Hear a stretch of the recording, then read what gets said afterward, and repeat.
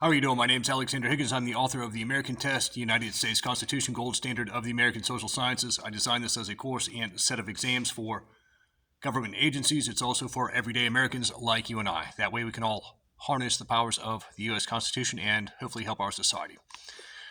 Today's topic, it's about whether or not the president is an officer of the United States, and then we're going to answer a big question.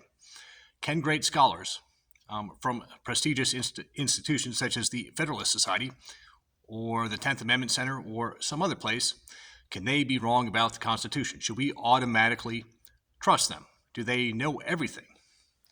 And sometimes can everyday Americans like us, can we interpret the Constitution in a better manner? Can we produce a better conclusion than they can, or a more valid conclusion? I believe that the Federalist Society, even though they produce lots of good information, I watched some of their videos. I enjoy them. I think they're very educational. I do think that they made a bad statement, though, with regards to Donald Trump, the happenings with Amendment 14, Section 3, and the claim as to whether or not the President of the United States is an officer. Okay? The leader of the Federalist Society, he claimed that the President of the United States is not an officer, and therefore the 14th Amendment punishment for being the punishment to be barred from office cannot be applied to Donald Trump. Okay? Now, I think Donald Trump should be able to run for office, and I don't think that this insurrection mess should take him down. Okay, I don't think it's constitutional, but I made another video about that, and those reasons differ from the Federalist Societies. So I agree with the Federalist Society's overall conclusion that Trump should be able to run for office. However, I feel they made an invalid argument. Okay, where they made their argument based on a false conclusion or a false assumption. That false assumption is that the president is not an officer of the United States, okay? I think the president is an officer of the United States. Why do I think that? Well, if you do a plain reading of the U.S. Constitution, if you just read Article 2, Section 1 about the qualifications of the president of, then you'll see that it says that if something happens to both the president and the vice president, this is in Article 2, Section 1. If something happens to both the president and the vice president, then Congress can find an officer to replace them.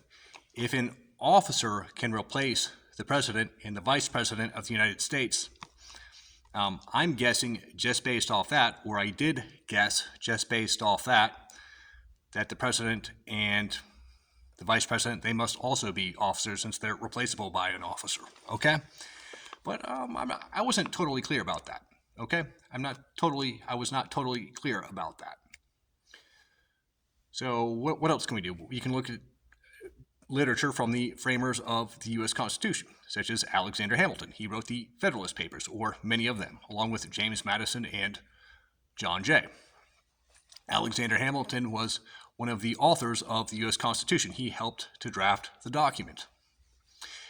I'm thinking he might know a thing or two about the U.S. Constitution, more than many of the people in the modern media.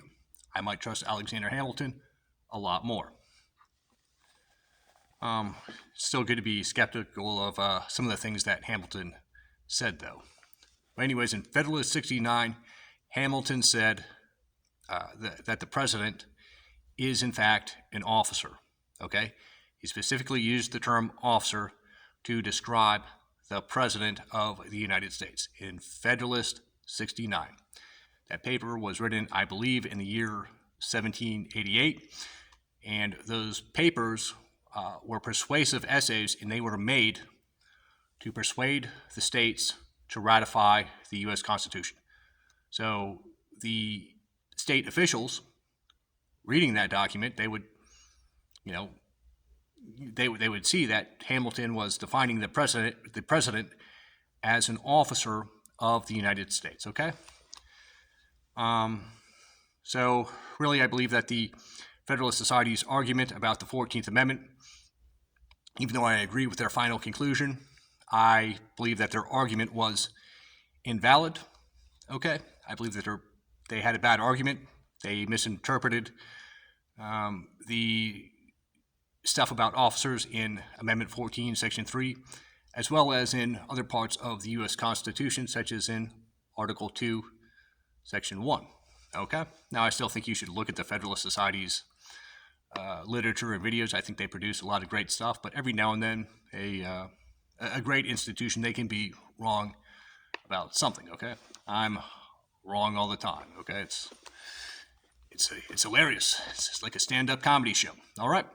But I think on this subject, I'm right. If not, you can put your comments down there. My name's Alexander Higgins, author of The American Test, United States Constitution, Gold Standard of the American Social Sciences. Recommend this course and set of exams to your government officials, okay? Thank you all very much.